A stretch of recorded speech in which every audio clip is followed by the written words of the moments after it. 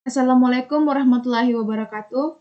Saya atas nama Evi Nuri Adhas Tambuk F1C1190005, jurusan Kimia Fakultas Matematika dan Ilmu Pengetahuan Alam Universitas Hololeo Kendari. Pada kesempatan kali ini, saya akan menjelaskan mengenai hormon. Definisi hormon. Hormon adalah zat kimia yang dihasilkan oleh kelenjar endokrin atau kelenjar buntu. Kelenjar ini merupakan kelenjar yang tidak mempunyai saluran, sehingga sekresinya akan masuk ke dalam aliran darah dan mengikuti peredaran darah ke seluruh tubuh. Apabila sampai pada suatu organ target, maka hormon akan merangsang terjadinya perubahan. Pada umumnya, pengaruh hormon berbeda dengan saraf. Perubahan yang dikontrol oleh hormon biasanya merupakan perubahan yang memerlukan perubahan yang waktu yang cukup panjang. Contohnya yaitu pertumbuhan dan pemasakan seksual.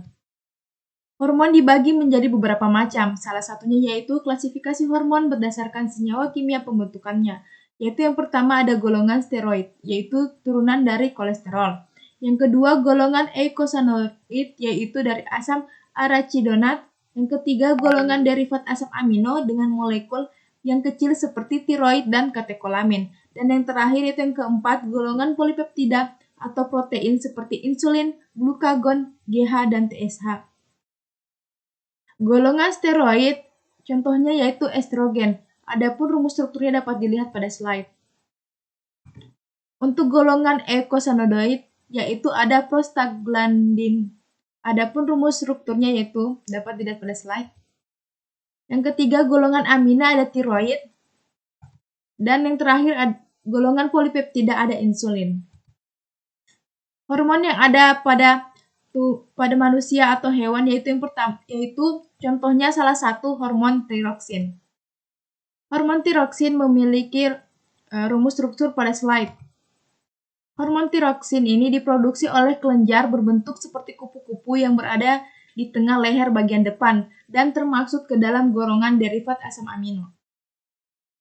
Cara memproduksi hormon tiroid yaitu hipotalamus akan mensekresi thyroid releasing hormone atau TRH.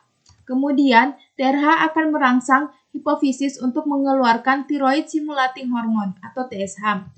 Setelah itu TSH akan merangsang kelenjar tiroid untuk memproduksi hormon tiroid. Hormon tiroid dalam tubuh diangkut dan diedarkan bersama dengan darah dalam sistem sirkulasi, baik peredaran darah maupun peredaran limfa, dari kelenjar tiroid menuju ke organ-organ maupun jaringan dalam tubuh. Adapun mekanisme kerja hormon tiroid yaitu yang pertama, hormon tiroid menembus membran sel, kemudian terikat ke reseptor intrasel yang spesifik, kemudian mempengaruhi transkrip mRNA spesifik, dan yang terakhir mempengaruhi sintesis protein spesifik. Hormon yang ada pada tumbuhan yaitu contohnya hormon IAA. Adapun rumus strukturnya dapat dilihat pada slide.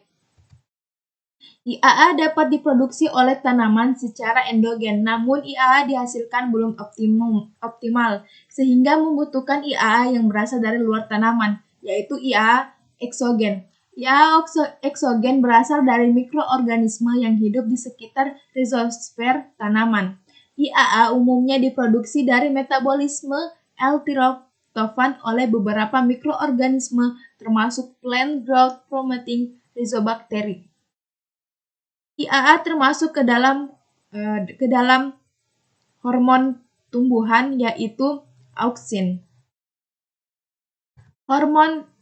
Mekanisme pembuatan hormon IAA yaitu pertama, ZN akan mensintesis asam amino triptofan sehingga akan menghasilkan asam indole pirufat dan triptamin.